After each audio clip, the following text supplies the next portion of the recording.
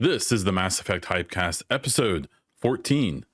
I am Morgan, aka Bon Diesel, and this is a podcast about Mass Effect, the future of BioWare's premier franchise, and all of our speculation and ideas about the next game. Be sure to subscribe to the show on your favorite podcast app, leave a review on Spotify or iTunes, and subscribe to the Bon Diesel YouTube channel to get all of my videos, including this podcast. Getting into the topics for this episode, here's a little beginning. We'll start off with an update on what's going on with my podcast and me and everything. I did an episode after N7 Day 2025.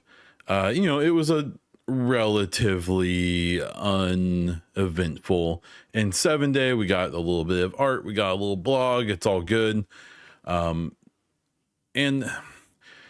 I don't want to go too long between these episodes. I want to have a library. Like the simple fact is, I hope, is that we're going to start getting more information about the next Mass Effect in the next year or two. It will come more often. They'll be posting more stuff in theory, right? And when that happens, I'll do a lot more episodes, whether they're monthly or weekly or whatever, the amount of information coming out, demands. For now, that's not the case. And I have to kind of scrape together, these episodes and topics and so on and so forth. And that's fine. I enjoy doing it. I have 6 topics that I figured out for this episode. And it's often going to be essentially summaries of the videos I've made since the last episode, right? So, if you want, maybe deeper thoughts or maybe more succinct thoughts on these topics, I probably have a video about each one. And that's, obviously, I hope, going to change once we start getting more info, and we'll just have to see. But I just, don't take silence and a lack of episodes too personally or anything. I promise this podcast is still going. I stick with these things. Now, if you want more, more updates more often, I do have another podcast. It's a weekly gaming news podcast called the Bonfire Gaming Podcast. And that I talk about Mass Effect probably like once a month because there tends to be little tiny updates and stuff. Maybe not enough for a whole HYPEcast episode, but that's where we're at. So I just want to throw it out there that, just because I'm not making episodes super often, this is a news and speculation kind of focused show where there's others that are more focused on things that, are more available, things like lore and so on. So if you're here, thank you very much. I appreciate it. There's more episodes coming after this, I promise. I know what's going to happen. I'm going to record this and then I'm going to edit it and have it set to post in a couple days. And between now and then, they're going to drop some kind of huge news or leak or something's going to happen. That's that. Them's the breaks, right? So, like I said in the intro, be sure to check out my YouTube channel. It's just Bon Diesel. I do videos. I try to do a video about Mass Effect every week. Often it's, doing speculation stuff or, re-examining old things that we have or just throwing out some ideas and things I want to see in the next game, as well as coverage of other gaming news and Xbox and so on and so forth. So that's that. Let's get into the actual topics for this week. First, we're going to talk about some hiring stuff. This is a topic I enjoy covering. There is a fine line between being like creepy and a little obsessive, and just trying to see what's going on with a video game. And doing the hiring updates is definitely, riding that line. So I don't dive in too deep. I'm not like messaging people and trying to get info that isn't publicly available. I'm just keeping an eye out, right? This was a unique situation where Mike Gamble, the head of the next game, posted about this hiring himself. He posted, "Hey, come work with me. You'll report to me. We're going to have fun, whatever. And it was for a production director. Now, I poked around and talked to some people who are in the industry who make games and all that, saying like, hey, like, what does this mean? If they're hiring this position at this point, what's that telling us about where they're at? And the general take I got from a handful of people who I spoke to about it were like, hey, every studio works a little different, but on average, if you're at a point where you are hiring for this position, you're probably getting pretty close to like making your game. I'm under the impression that the production director is someone who's going to be paying a lot of attention to like efficiency, budgets, all of that stuff, making sure things are moving along, which makes sense. And it's notable that we've had in the last year or so, 5 positions get hired for Mass Effect. That is in comparison to the years before. In 23 and 24, there were only a few BioWare job listings, and almost all of them appeared to be for Dragon Age while they were working on that. And now we know in hindsight, even the Mass Effect team was working on that.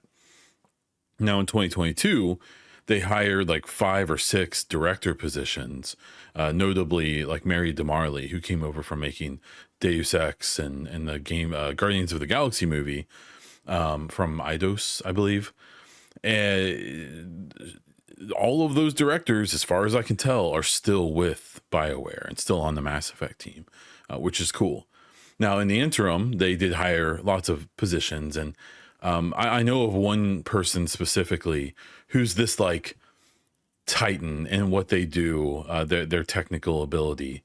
They've worked for all of the biggest companies like Blizzard and Activision and BioWare and now another big one. And they came to BioWare to work on the next Mass Effect. That's what they were hired for. And this was pre-Veilguard, right? So they came to BioWare. Maybe they did some early work. I have no idea. We now know that the Mass Effect team got moved over to work on Veilguard to help it get shipped, which this person did. Some of the coolest things that you see in Dragon Age were done by this person, even though that's not what they were there for. And then after Dragon Age, when they moved all those people at first temporarily to other studios, they got moved to one of those other temporary studios. And I remember reaching out to them being like, hey, like, what's going on here? And the impression I had, I've spoken to more than a handful of people about those moves. And the general feel was at first, it was, yeah, we're just moving over to, say they went to like Motive, they were helping out with Iron Man. If they got moved over to Ripple Effect or DICE, they were helping out with Battlefield 6 and so on and so forth. And then the blog came out in January of 2025 with Gary McKay, which is always a bad sign, saying, hey, we're focusing in, we're working on Mass Effect, and we are shrinking, and we've learned more about this since. They were shrinking down to a 1 studio team for Mass Effect, which meant they were dumping a bunch of their developers to other studios, and those are those temporarily placed people, and then they were being permanently placed. And I know this one person I'm using as an example left because they were there to work on Mass Effect. They weren't there to work on the game they got assigned to, right? And that sucks because this person does extremely good work. They're obviously highly respected and highly sought after in the industry. And, it kind of makes you wonder how often that's been happening over the last 3-4 years. But this production director job is interesting. Like I said before, from people I've chatted with, this appears to be probably one of the signs that they're entering the final stages of pre-production and likely going to be entering full production sometime in 2026. I think what is surprising is even though they've hired 5 people in the last year, as far as we know, if they were transitioning to a full production, we're under the impression that BioWare is under 100 devs at this point, potentially closer to 50. And so even though they've hired a handful of people, that's not enough to make a big AAA RPG game, right? So I've been expecting one of a few things, maybe both. That either they would have a big hiring push. We would see through EA and through BioWare's website 10, 15, 20 plus job listings and things like that. But that's not what we got. What we've gotten instead is just these few handfuls. So what got me thinking there was like, okay, well, like with Battlefield 6, that was a game made by committee. That was a game made by Battlefield Studios, formerly, headed up by Zampella, RIP, obviously, and is now probably going to be led by Julian Garrity from Ubisoft, someone who I actually know and I've met. I don't know if I know him, but I've met him. I can DM him if I want to, right? And that Battlefield Studios was Ripple Effect, Criterion, DICE, and EA Motive. And EA Motive, which is a former BioWare studio, I believe, did the story, the single player story for Battlefield 6. Not great, but I don't blame them for that. I suspect it just didn't get the resources it needed. Ripple Effect, I believe, is in charge of the Battle Royale, if I remember correctly. RedSec, which is cool, but probably not the best part of the game. And then Criterion and DICE, I assume, did a majority of the regular gameplay stuff and all that. Criterion, a racing game maker, very likely, I assume, was tasked with working on the vehicles and stuff like that. So I think there's a really good chance that because we aren't seeing some big hiring push from BioWare, but we are seeing signs they're moving to full production, that they're probably going to take a similar thing. We very well may even see them announce a Mass Effect Studios announcement where it's, I don't know, maybe like Criterion, Ripple Effect, and DICE are probably sticking with the game with Battlefield 6. But like EA Motive, Criterion, and BioWare, maybe they all come together, those two studios, chunk off teams to work on Mass Effect with BioWare. And instead of hiring up BioWare real big, that's how they do it instead. They do a co-dev situation. That has its ups and downs, right? I'm very familiar with how Ubisoft makes their games, specifically Ubisoft Massive, and like with the Division 1 and especially Division 2, this is how they did it. Division 2, I believe, was worked on by like 20 studios at Ubisoft. And, there's a lot to say about Ubisoft, but at least with that game, it worked out pretty well. And it, I assume, has a lot to do with good leadership, good, communication, things like that. And that right now seems like the most likely way that we're going to see a Mass Effect get made. I am not expecting them to allow BioWare to balloon up to a 200 person studio or something. I will say when those people got permanently placed at other studios, I reached out to a few of them who I could reach out to. And the general feeling I had was that they were given the impression, or at least some of them were given the impression when those permanent moves were solidified of like, hey, once we're in full production on Mass Effect or nearing it, you'll have an opportunity to apply to come back. Now, that's probably not what everyone wants to hear, especially if you're one of the devs who went there to work on Mass Effect. And like that one person I talked about who just left and went to a whole new studio, not even in EA, they went to a whole new publisher company, whatever. That probably didn't make everyone happy, but a good more than handful of them, all of the people besides that person, I believe, are still at their EA studio they got placed with. And I suspect that most of them, given an opportunity to go back to BioWare and work on Mass Effect, are probably going to take it. Now, I don't know enough, and if someone's listening to this and knows more about this than I do, I don't know if EA has to make these positions public, even if they intend on moving someone from one team to another. I assume they don't, because when they moved all those people to those other studios from BioWare, I imagine they didn't have job listings for all those placements. And, I'm under the impression that may have been 100 or more people in that, or 50 to 100 maybe. So that would have been a significant hiring push we would have noticed, right, for the other studios. So maybe they can move people internally, and we never know. The only way we're ever going to find out is if people start announcing on social media or whatever, LinkedIn or whatever, that they're back at BioWare. So that's something I am keeping an eye on. But with that whole diatribe, this production director job listing it's important. It was posted, as far as I can tell, on the 22nd of January. It is still up as of today. I'm recording this on the 4th of February, so it's only been up a couple weeks, and it wouldn't surprise me if this is a pretty extensive search. And I imagine it's probably going to be a pretty desirable job. I'm sure EA is pretty healthy at the moment. Obviously, that acquisition is going to turn away some people. That's going on. BioWare is probably a little scary to, try to jump on the train with, because I think there is a general feeling amongst the gaming community of like, BioWare's probably okay, but like they might not be. So, in this next game, this Mass Effect game, probably is pretty make or break for them in general, to see how it does. It's got to do better in Veilguard, right? Like that's kind of where we're at, which is Veilguard I think was a good game. It just didn't resonate and it didn't sell very well. So Mass Effect can't just be a good game. It's got to be a good game that sells well, and we'll see how they handle that. I will remain eternally hopeful. I'll be keeping up on this, and like I said before, if you want more comment updates or higher frequency updates on this stuff, check out my YouTube. Just look up Bon Diesel, and follow me there, because I every time they post a new job listing, I tend to do some kind of video about it to break down what it means, and that's where that is. So go check it out. Next topic here is Mass Effect 5 shouldn't be an open world game. That's my opinion. So what this comes from is a former Bethesda developer who worked on Skyrim, was doing an interview and kind of on their own brought up Mass Effect, which was, not that surprising. I think it's important to remember that like the majority of developers currently making games, especially people who are getting more senior in the jobs, in their 30s and 40s, probably all played Mass Effect.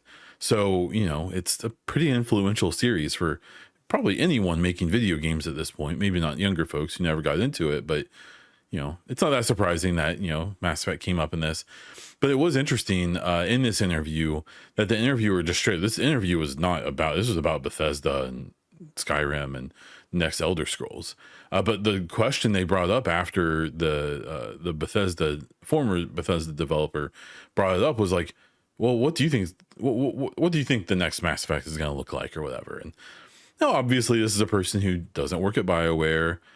Maybe knows, it's not the biggest industry on Earth. So I'm sure if you're in that world, you may hear whispers and stuff like that. But that's not really what their response was. They basically responded saying two things. Like one, Mass Effect really needs to take what they did, try to take the relationships and the type of dialogue and the type of story and modernize the gameplay. And when they make this new game, which is actually a point I completely agree with. One of the biggest things I'm worried about with the next game is that they'll do kind of what happened in Andromeda. Now, I like Andromeda. I don't hate it the way a lot of people do. If I had to do a ranking of the 4 Mass Effect games, there's a chance that Andromeda would be my 3rd favorite. I'll let you ponder what may be my 4th, and it's probably surprising. Yeah, that's probably its own video.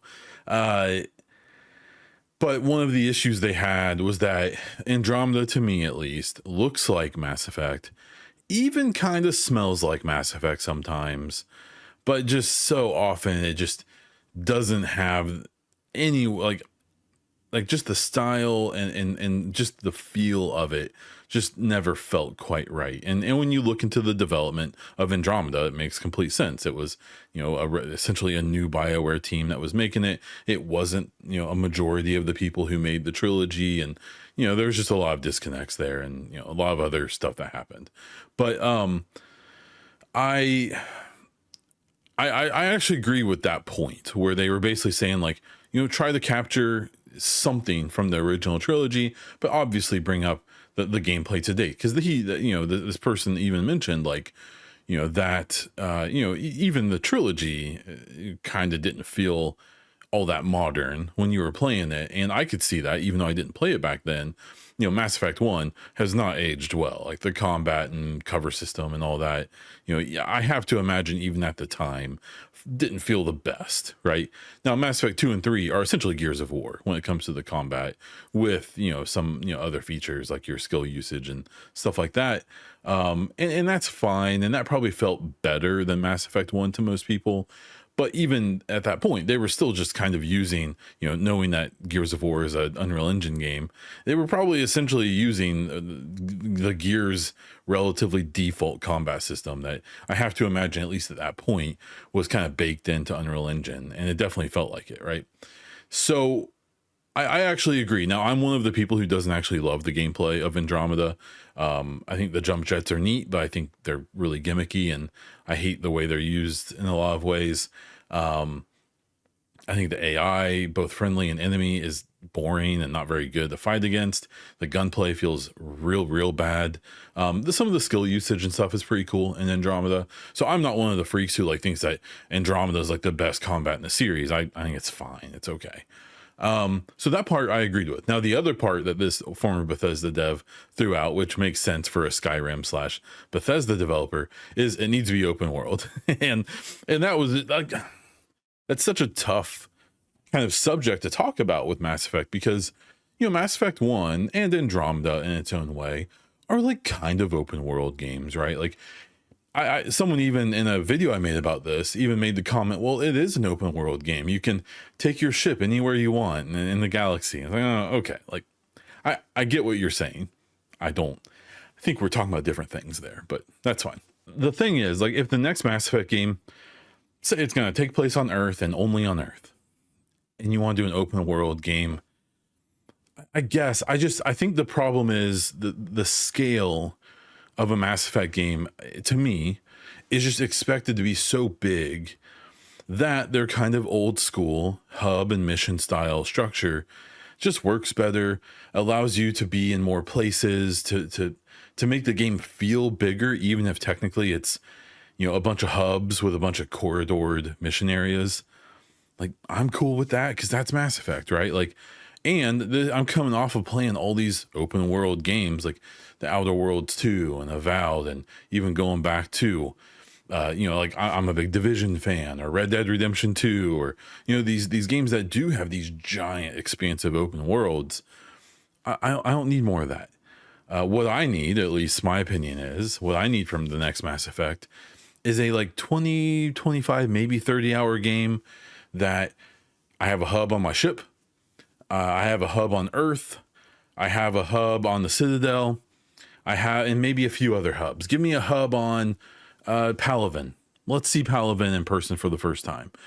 Give me a hub on Rannoch, a healed Rannoch, and we can see the Quarians living their best life with the Geth. Maybe, I don't know. Give me some of that, but don't have me going outside of those hubs and driving around to find side missions and stuff. Let me hack computers and interrogate NPCs and get missions from my commander or whatever, and then have those fairly linear missions and going out and doing side missions and side quests and these very bespoke areas and things like that.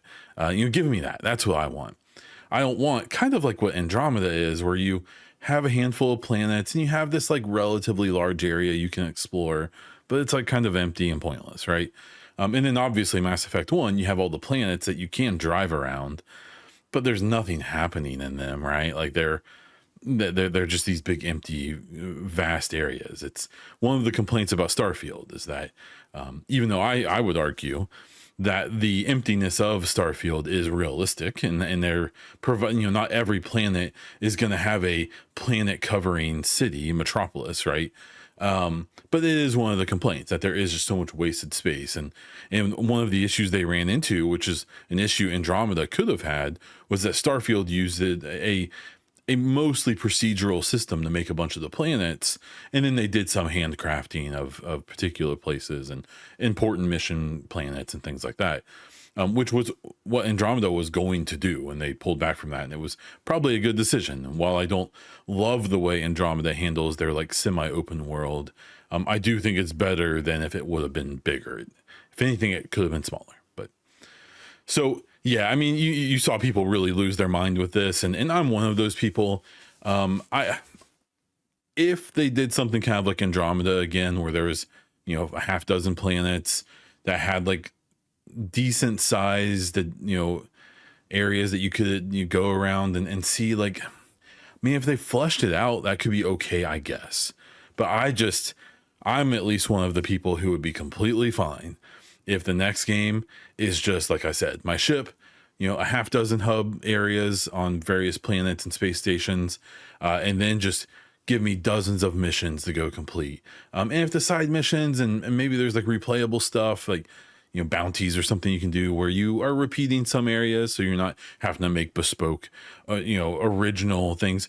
Or maybe even, and I know this is probably not going to make some people happy, but maybe you use some of that procedural generation for some of the content, where so you don't have to hand make 200 different missions, but within reason, right? Like, make sure there's some handcraftedness to it, make sure there's a human touch on everything, right? So I'm sure this developer meant well. This isn't any shade to that person. That's why I'm not even talking about their name or the article itself, but more just the concept. And one thing I will say, the only indication we've gotten, and it's literally the weakest thing on earth I could talk about, is I want to say like 3 years ago, Jez Corden, who is a pretty prolific Xbox insider and just kind of a gaming news guy in general, who seems to have a decent number of contacts, made an offhanded offhanded comment about Mass Effect years ago. It was, I think, 3-4 years ago at this point, when he was talking about Starfield. He was talking about how if Mass Effect goes back to their old formula, people are going to celebrate it. But when Starfield used the Bethesda formula, people are hating on it. Now, this was when Starfield had just come out. People were ripping on it real hard. I love Starfield. I think Starfield is an extremely good game. It's just not the revolutionary game some people may have expected, but I love Starfield. I love the story. I love the visuals. I love the combat. I love the ships. I think it's a really cool game. And when he was making his point about this, he said it's I believe, quote unquote, it's an industry rumor that the next Mass Effect will not be an open world game in any way, shape, or form. Well, here's a few qualifiers here. So I messaged him about that back then, being like, "Hey, like how sure is that industry rumor?" And he was very clear to be like, just some grapevine stuff. I don't know. I don't have any primary sources. It's just what I've heard. Now, this was like right after, I don't know if it was like GDC or it was some big, maybe it might have been, I can't remember. It was some big trade show or something had just happened. So he probably did bump into some people and maybe hear some stuff. And that's the way it came off. The other part is this was like 3 or 4 years ago. Like we now know that they've been in pre-production this whole time, and we now know that between now and then they took a 1.5 years off to work on Dragon Age. We now know that half of the devs who were probably working on Mass Effect back then in pre-production aren't even there anymore, right? So things change. There's one of the best examples of that is that Anthem, they weren't sure if it was going to have flying in the last 6 months or not, right? So just throwing that out there. But that is like one of the little bits of history I have stuck in my head about this stuff, is that at one point someone who's relatively well connected implied that maybe BioWare is wanting to get away from that. We'll have to wait and see. Next one here is the Fallout show gives me a lot of hope for the Mass Effect show. And what this came from, when I made a video about this, or I think maybe I just made a social media post talking about like, hey, the Fallout show makes me really excited because they're both Amazon projects. I believe like a big part of the production house that made Fallout or is making Fallout, they're already, I think, starting on season 3 really soon, is also involved in Mass Effect. And that's super cool because they do a really, really good job of making an authentic Fallout world, and it's great, right? Now, there are some things I think are, maybe not as exciting, where, some of the people involved with making the game, or making the Mass Effect show are, kind of duds, at least some of the people involved. But the truth is, maybe, that doesn't mean anything necessarily. There are plenty of people who started their careers on some duds, ended up coming into their own and doing a really good job later, especially in roles with more responsibility and decision making and all that. But the reason the Fallout show makes me so excited, especially when I came up with this topic, it was before the finale of season 2 of Fallout. And now that was last night. I watched it already, and it was insanely good. It is, in my opinion, the best gaming adaptation to a TV show or movie ever. And there's some other good ones for sure, but this is the best one. And the reason is it did it so well. So like you have games like The Last of Us, their TV version is just retelling the two game stories. And the problem is, and what they did was they made, some interesting choices with casting. And part of that conversation comes from the worst people on the internet. Part of that conversation I think is okay to have as well. But people have their idea of the characters. And when that happens, when someone has their set idea of characters, you're playing with fire by messing with that. Or even if you aren't messing with it, even if you try to find someone who looks exactly like the character, you're still going to have people be weird about it, right? So they did that. The casting, it was interesting with The Last of Us show, and we now have the 3rd season coming up now. And in the story, they did change parts of the story. Now, for the most part, they're retelling the stories that you played, but they're making some pretty big, somewhat reasonably large changes as well. That's going to make people mad. And they've done this, like, God. And then you look at other things like the Cyberpunk anime. That one was set in the world that you play Cyberpunk 2077 in before the events that you play. And it was completely different characters, completely, not connected to the game at all. There's literally zero connection to the game. They did some like crossover stuff afterwards, but for all intents and purposes, there's no crossover, right? And then you go all the way back to like the Resident Evil movies and stuff that kind of jumped the shark real quick on being like, yeah, we're just telling a zombie sci-fi story or whatever that just happens to be called Resident Evil, and we'll sprinkle in a few things from the games. With Fallout, what they did, at least to me, that was so impressive, was they took new characters and a new story, but put them in a very familiar world that has been directly impacted by the things you've seen and done in the video games. Fallout itself, especially here in season 2, you see direct references and results of the things that happened in Fallout New Vegas and Fallout 4. And I believe even Fallout 1 and 2 in some capacity. I'm not very familiar with them or their lore, so other people know that stuff better than I do. But it worked really, really well because what they did, and on top of all that, they also used the show to progress the story, and it very likely is going to lead to Fallout 5, or at least in some capacity, set the stage for Fallout 5. So if you watch, the however many seasons of the Fallout show there's going to be, and then you play Fallout 5, you'll be like, oh, okay, I know how we got here. I know how we got into this situation. And that's really cool. And that makes me so excited for the Mass Effect TV show, especially with what we know. We found out some information around N7 Day 2025, finding out things like they are not retelling the trilogy story, that there will be a new cast of characters, at least for the most part. We could see it depends on when the show takes place. Maybe we would even just get reference to a Liara or even the Shepherd. They could mention Shepherd, right? We'll have to wait to see. They have to be real careful with that.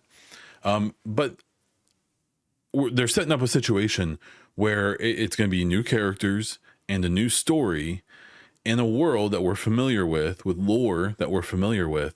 And it's going to be a continuation, right? It's almost certainly going to be showing us what the Milky Way is up to post Mass Effect 3, where we're at with recovering from the Reaper War and all the other stuff that happened. And what I'm guessing is it's going to be a vehicle to set the stage, to show us what happened after Mass Effect 3, to probably close up a few things, probably set some canon, especially with the ending choice, and then move us to the next game. And I think that's the right way to do it. And what that does, it gives them a really good opportunity to give people some closure on some topics, or to at least address some things, right? To deepen the lore and just kind of, like I said before, to set the stage. Because like what happened with Dragon Age of the Veilguard, if you have a decade gap between games, which, you know, arguably between Mass Effect 3 and the next game, it's probably going to be like 20 years, right?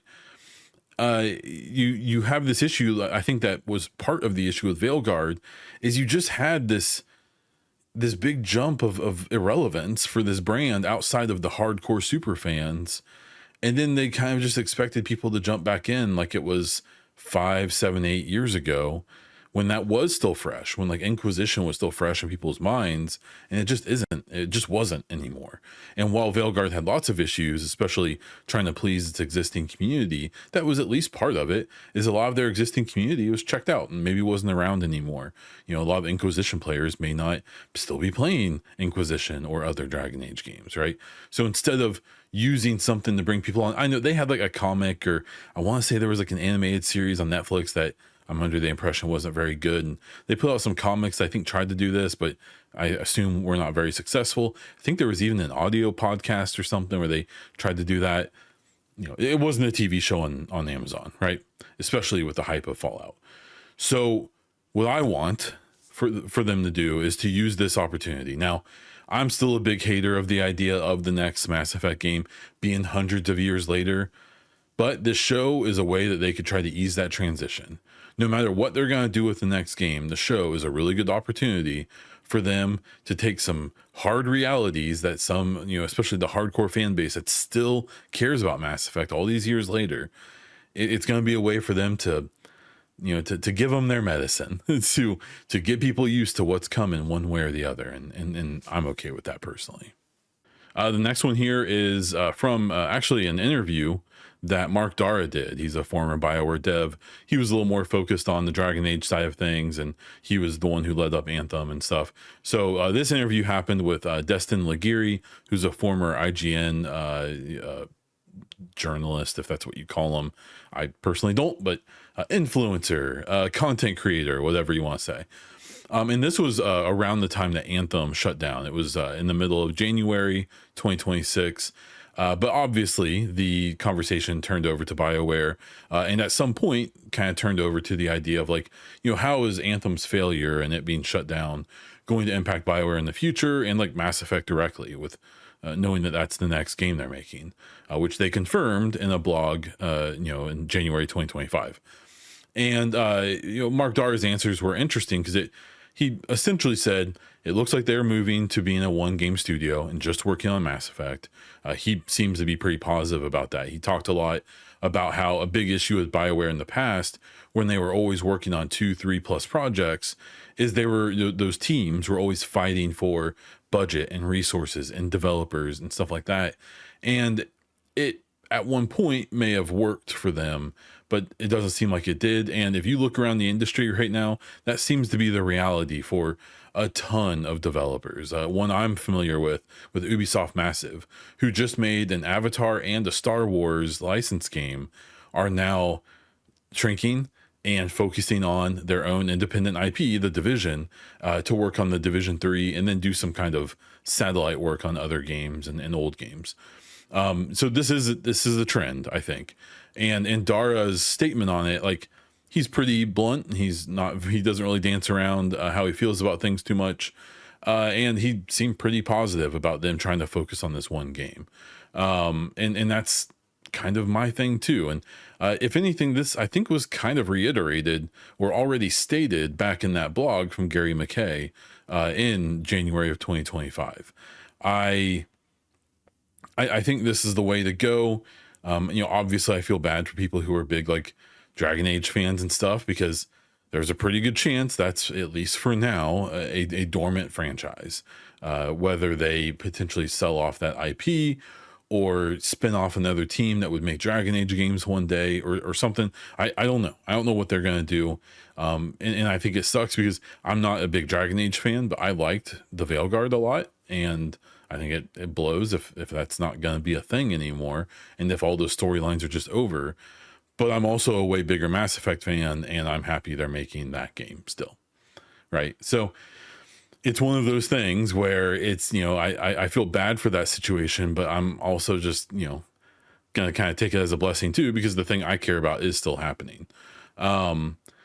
It's, a lot of the conversation about this afterwards was interesting because, as Anthem was shut down, you had all these people come out the woodwork being like, actually, Anthem was good. And it's just like, guys, come on. Like, Anthem is part of the reason BioWare is like falling apart at the seams right now. Like, it was a cool idea. It probably should have been done by a different studio.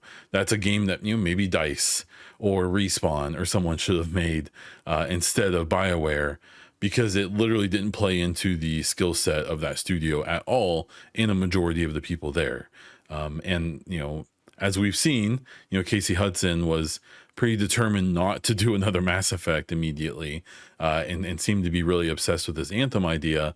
And as we've seen, his career over the last 5-10 years, that, maybe the creatives, maybe the big visionaries aren't always the ones who should be steering, these kind of big decisions all the time, or they should at least maybe be getting a little bit more oversight and people trying to be realistic with them, because it didn't work.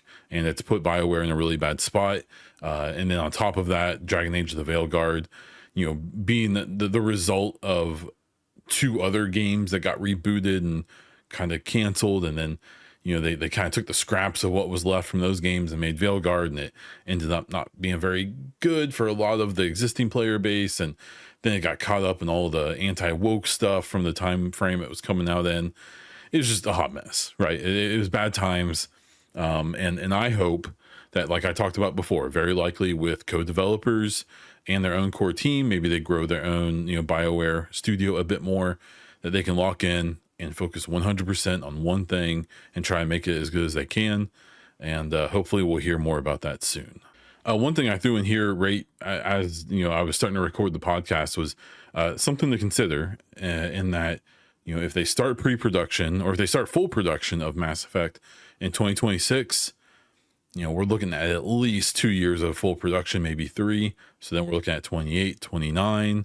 And something to consider is that means that the next Mass Effect is almost certainly going to be at least a cross-generation game with the new consoles, and very likely a next-gen game entirely, especially for potentially for Xbox. So some rumors that, and some things that just came out is, like, the head of AMD just came out and said that their new technology they're working on is on track to be ready in 2027 for Xbox's next hardware, their next console. Xbox has been, they've talked about how they're making more a next generation console, but they've been pretty hush hush about it. And other than saying they're working with AMD, and then AMD kind of spilt the beans a little bit here, and that's cool with me. I think that's great.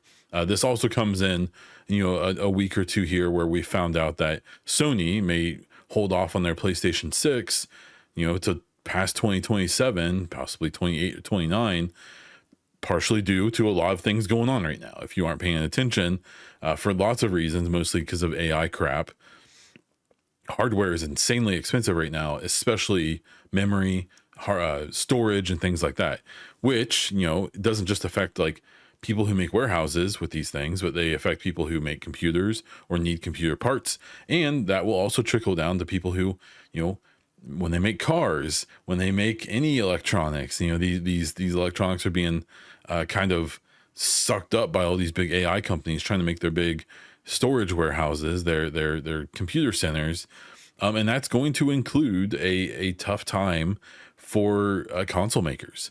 Now, maybe they can leverage their size and their order density and try to get more reasonable prices on stuff. But one example is that like the next consoles, I think, will very likely have like 32 to 64 gigs of RAM. and the 64 gigs of RAM in my computer when I bought them were like $225 or something. I paid total for the same set of RAM I have 64 gigs. At least in the last couple of weeks, you will have paid almost $1,000 for that same set. And that's DDR5. It's the modern stuff. And the next consoles are not going to be using older tech than that, right? So at the very least, they're going to be using DDR5. Maybe they even get crazy and jump into the next gen if there's enough development in like DDR6, the next kind of phase of that. And the reason that sucks is that means that the next consoles, PlayStation or Xbox, are probably not going to be $499 this time. Because just the simple fact that right now I paid $499 for my Series X that's under my desk that I play on a ton. I paid $499 for that day one, got it, pre-ordered it, got it day one. I've played it a ton since. If I bought that same Xbox 5 years later, almost 6 years later, 5.5, whatever, I think they're $650 now. And that's because of tariffs. That's because of increased costs and things like that. There's a lot of reasons behind it. And all those things could calm down before the next consoles start being manufactured and released. But maybe they won't. Maybe they'll get worse. And so, that whole situation is interesting because I'm curious about what the capability of the next gen consoles are going to be. AMD claims it's going to be their Zen 6 CPUs, which is a new generation beyond what you can buy right now, and that it's likely also going to be using RDNA 5, which is their GPU, their graphics technology. Right now they're on 4. So in theory, this may be one of the first sets of hardware, the next Xbox and PlayStation, to have all this new gen tech. Maybe they can make it cheaper. Maybe I don't know. Maybe it's like middle of the range in general, but it performs really well for a console, right? We just don't know. But what I think is interesting about that is that, and it depends on how things play out, that we could see Mass Effect be one of the first big name titles that gets to take full advantage of this big power boost that we potentially are seeing. The Xbox, Sarah Bond, the CEO, I think, of Xbox, said this is going to be the biggest power leap generation ever. That's hard to believe because of Moore's law and all that stuff, but they claimed it. So we have to assume this is going to involve better upscalers and things like that for sure, but probably more powerful pieces of hardware as well. And honestly, even the Series X and PS5 are still like decent sets of hardware. They're good lower mid-range PCs essentially. I play my Series X a ton. I have a handful of games I only like on PC, strategy games and so on. But shooters and action adventure games and RPGs, send me to that Xbox, man. It just works. So that was a thing I just thought was kind of interesting about how the timing of when this next game comes out very likely means it's going to be one of the early games in the next generation consoles, and hopefully that ends up being a good thing for the developers. Gives them a little bit of headroom. And the final topic here, just Mass Effect in 2026. What are we expecting to see? So, I think the one thing we can pretty much guarantee is a BioWare blog on N7 Day 2026. Now, that's in November. That is 9 months away. So I'm trying not to get there too quick because I already feel like time passes too fast. I wouldn't be surprised if this N7 Day ends up being a little more substantial. We know in 2024, they literally had nothing, basically. 2025 was okay, but was still fairly sparse. 2026, especially if they start full production, there should at least be a bunch of concept art, maybe a subtitle, maybe some characters and general themes, maybe time frame, maybe things like that they can start talking about. And I do expect that. Between now and then, I hope we get some blogs to kind of update what's going on. One thing that is strange, I've been kind of following this since 2021, looking at everything that we're being teased and shown for the next game. And 2025 only had 2 blogs from BioWare, where previous years had many more. Now, some of those blogs are Dragon Age, the Veilguard, and things like that, but still, they were just communicating more often then. And in 2025, in January, we had a blog by Gary McKay where he was talking about how, hey, we're moving full forward on Mass Effect, on developing that. We are permanently placing some of our teams in other places because we're getting smaller, we're getting more efficient, all the corpo speak. and so we got a blog from Gary McKay in January, and then nothing till N7 Day when Mike Gamble, is either Mike Gamble or the Mass Effect team, I can't remember, posted a blog that gave, a little bit of info and some flair, and eventually showed us the Krogan Civil War thing, right? But that was it. And I sit here recording this in February. We still don't have a blog even in January. They were putting out blogs basically every January since I started paying attention to this. So not getting one is strange. It's kind of weird. And then it kind of plays down to, I think we'll get one. I think we'll get at least one. I suspect we'll get a, hey, Mass Effect is in full production. They did this for Veilguard as well. Mass Effect's in full production. Here's what we can tell you right now. Wait for N7 Day and we'll show you more. And that's what's going to happen. Now, the key, whenever a blog gets posted, is who writes it. Because if it's Mike Gamble, thumbs up, exciting, cool. That probably means that it's good news. It's probably stuff about the game. If Gary McKay is on there, literally the last time they posted a blog, I scrolled to the bottom to see who wrote it first before I read it, so I could prepare my body, right? So I could prepare my mind to be hurt or to be excited. So, because, Gamble tends to be cool game stuff. McKay tends to be depressing industry stuff. So we'll have to wait and see, but I wouldn't be sorry. I think any day now we could get a blog from BioWare. I would hope in the next month or so, by the end of March. Maybe they aren't allowed to talk much right now because of, I'm sure there's lots of negotiations and things happening with that acquisition deal. And they may have to be, relatively quiet about how they can influence things and prices of their stock and all that stuff. That's going to be pretty sensitive. But we're just gonna have to wait and see. I don't know. We also have the summer game shows. So we have Jeff Keighley's Summer Game Fest. It's worth remembering that it was a Jeff Keighley event where they showed the first Mass Effect Next trailer back in 2020 for the Game Awards.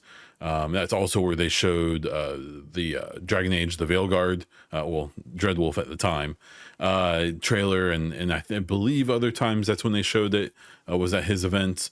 So we could always potentially see something at Summer Game Fest, maybe Gamescom opening night live, but I think that'd be too close to N7 Day, or the Game Awards. We have that as well.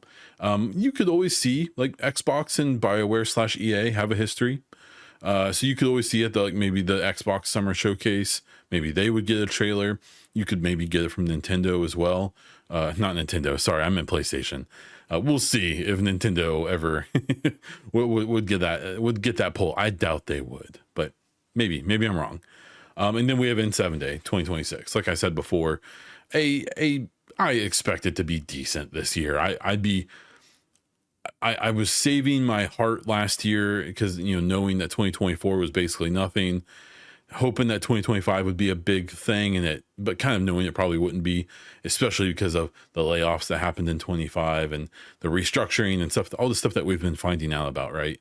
It's not that surprising now. This one, if there's something, if the game is moving forward, I feel like this is a really good year to prove that to us. And I think that would be okay. Okay, so that's all the news stories and topics I wanted to cover. I did throw out a questionnaire for people if they wanted me to just answer questions, to speculate about things, to cover any news stories. And we got 3 responses that I decided to throw into the show this week. So the first one here is from someone posted anonymously, and it says, your podcast focuses on a lot on speculative journalism about the next Mass Effect games. Why don't you do more lore-based stuff like N7 the Legend and Kala Elizabeth? So N7 Legend, I've had him on my podcast before, both this one and my other one. I've been on his.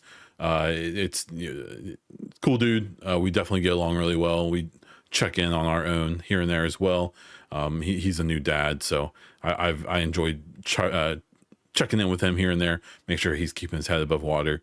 So he does the Mass Effect Lorecast, and he used to be the co-host. Now he's the lead host on it.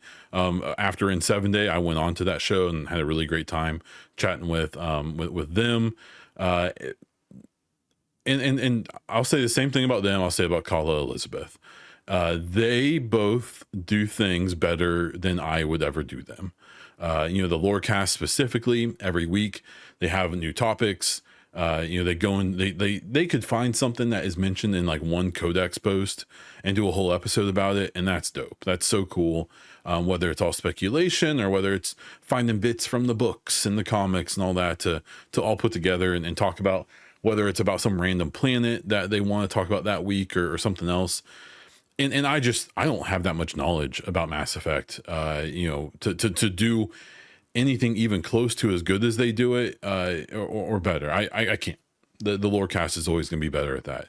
And then you mentioned like Kala Elizabeth or any of the other content creators who, don't just do speculative stuff or new stuff, who cover story and lore and all that.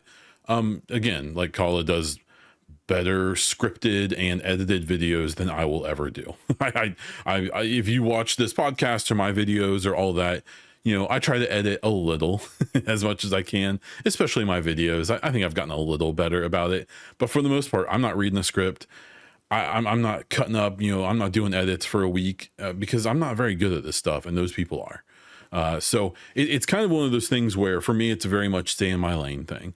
If there's a lore bit I want to talk about, if there's something, outside of, my kind of speculative news lane that I want to do, I'll do it. And I've done it. Those videos don't do very well typically. And that's fine. But it's very much that like, if I don't feel like I can do something as good or better than those people, then I'm not going to, whether it's the Lorecast or Kala or other people, that's just kind of where I'm at with that. So, one thing I've considered with this podcast, especially if I start doing it more often, is to put out kind of like what I did with these questions, maybe make it part of this questionnaire. I'm not sure.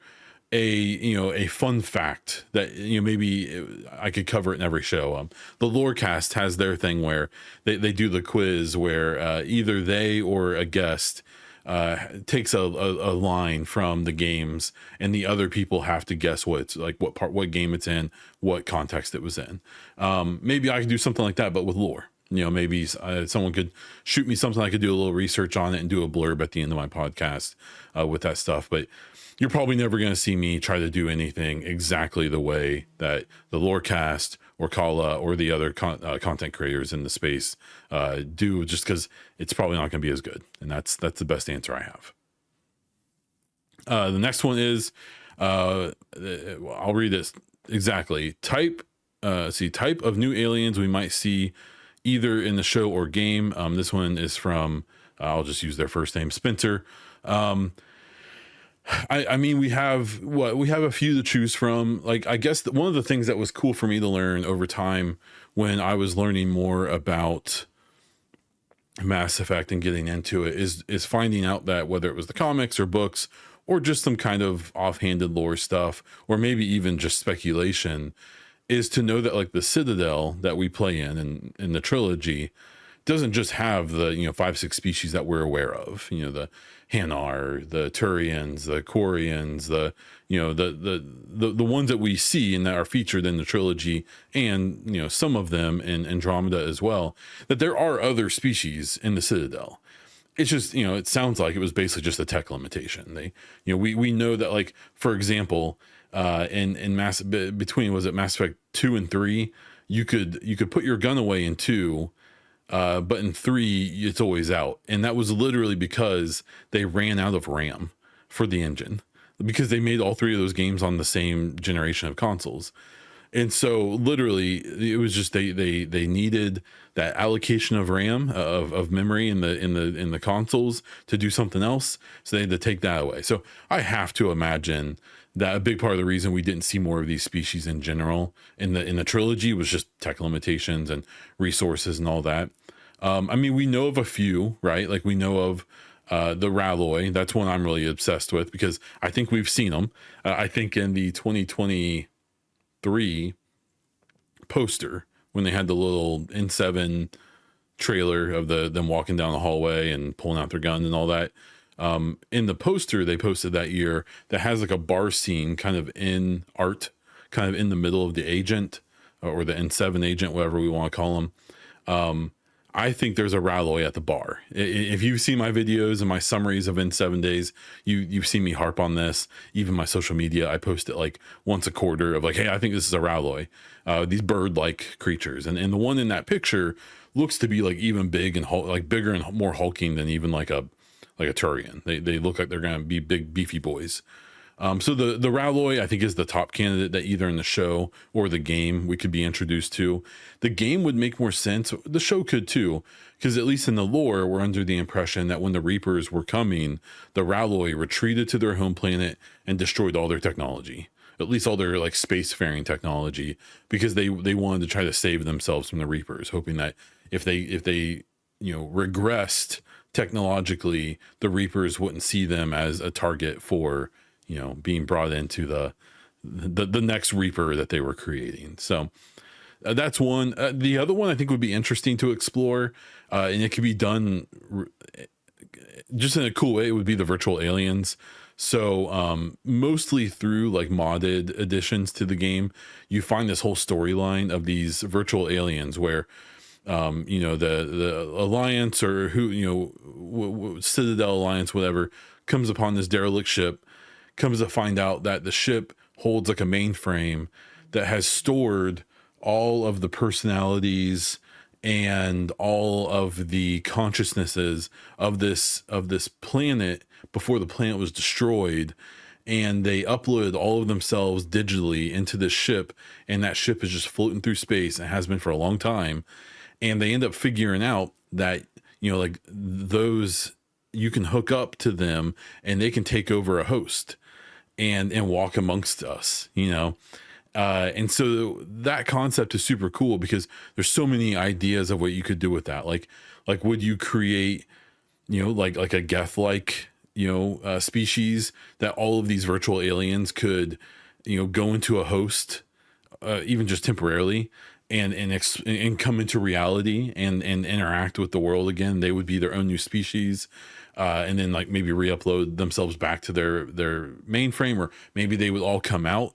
But why would they do that if they could live infinitely? Like there's a lot of cool things with the virtual aliens that even if it ended up being kind of like a side thing in the next game or something, it could be a fun thing to explore. I find them to be very interesting. And then the third one here is from Dylan. It says, with the show expected to take place shortly after the events of Mass Effect 3, and then the next game taking place probably shortly after the show, do you think the show will introduce us to characters we've seen in teasers for the game, like the new N7, the Krogan with the weird armor, or even whoever we end up playing as if we aren't the new N7 or Shep, etc.? Yeah. I mean, the one thing, I think the show and the next game will involve Liara. I think even the show will, and I really hope they cast Liara's voice actress in the show. I think that would, be the best way to do that. I'm so worried about the show when it comes to how they're going to show the aliens.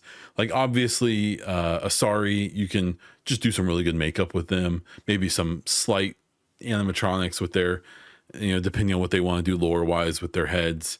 But for the most part, they should be able to do them. Obviously, humans will be easy. Quarians should be, even if they have them unmasked. Like if they're going to go with the canon look of Quarians, they are just, maybe they can make them look a little alien, but I'm really curious how they're going to handle the Krogans and Turians and Solarians and even the Volus and the Hanar and all that. So we'll see. But when it comes to, what we're going to see, I think Liara for sure will be involved in both. That Krogan, I think, is an interesting one because that very, like, I think will certainly in the show, if there is some big civil war with the Krogan, if things are happening like the Solarians warned us, that's almost certainly going to be at least some part of the plot of the show of like, hey, the Krogan can make babies again and they are going nuts just like everyone said they would. And so that could be, especially if they're setting something up for the game, that would be a cool one. We'll see about that N7 character we saw in that 2023 trailer and the poster, right? Because I think the immediate assumption was like, oh, that's the protagonist. That's who we are. That's who we are going to be. And something I've mentioned before is that if you look at some of, I think it's more the older posts, I don't know if they've done it recently, but back in that era, 2022, 2023, around N7 Day, when they would address the community, they would call them agents. That they didn't call them soldiers, they didn't call them whatever, they call them agents. And that 2023 trailer, that character, they're an N7, so they're part of the Alliance military, they're the elite of them. But that person definitely, at least the vibe they were giving off with the design of the armor and all that, was definitely giving off vibes of like, this is like a special operator or something like that, or like an agent. They aren't Commander Shepard, they are Agent whoever, right? And whether or not they're like military intelligence or whatever, we'll have to wait and see, what that plays off with. But that could be the antagonist for all we know, or maybe that's going to be, we think it's the antagonist when the game starts or when the show is going on, but then we find out later that they aren't, that there's a bigger bad or whatever, that we have a common goal, a common enemy or whatever. I don't know. Like I said before, the show and the game, I don't think they can't completely ignore Shepard. They have to acknowledge Shepard. If the game takes place long after the trilogy or whatever, or even if it doesn't, and maybe they canonize that Shepard died, and maybe the perfect destroy ending isn't, the canon ending. We're going to see memorials. We're going to see statues. We're going to hear legends of Shepard. And I've said for a long time, I think that's a really interesting thing to do for them, because we are going to know what really happened in the trilogy. But what we could hear are these like propagandized versions of what happened and what Shepard did. And it could be kind of a fun moment where, in Liara speaking for the player, maybe it could be a conduit to be like, that's not exactly what happened, but we'll let them believe their stories or whatever. Right. So yeah, I wouldn't, like I've said before, especially if we aren't going to be Shepard in the next game, I think them doing the show and introducing new characters, new story, moving things along post Mass Effect 3, post Reaper War, I'd be surprised if we, have the antagonist or the protagonist we're going to play as, because in theory, that's going to be a new character that we get to design and make choices for. But I do believe that I wouldn't be surprised at all if they introduce big new characters that we don't know anything about yet. Maybe we've seen them in the teasers, but they mean nothing to us yet. That they would introduce those to us so that when we actually do get the game and we start playing it, we're not just diving into a completely fresh world that we don't know anything about. I have to imagine they're going to try to give people kind of a soft landing with that. So thank you so much for those questions. We're going to wrap the show up now, but those were really great. I'll make sure I post that link in the future for other episodes. Thank you for listening to this episode. Thank you to everyone who supports everything I do as YouTube members or Twitch subscribers. If you are interested in supporting this podcast and all of my other content, please check out the links in the show description. It's also where you can find the other things I'm working on, YouTube links, Twitch links, all of that stuff. If you have any questions or feedback, hit me up on social media at Bondiesel or at Mass Effect HYPEcast. Join my Discord via the Linktree link down in the description of the show, or comment on my Spotify or YouTube. I will answer. I try to at least acknowledge every single one. That is all I have for this episode of the Mass Effect HYPEcast. So until next time.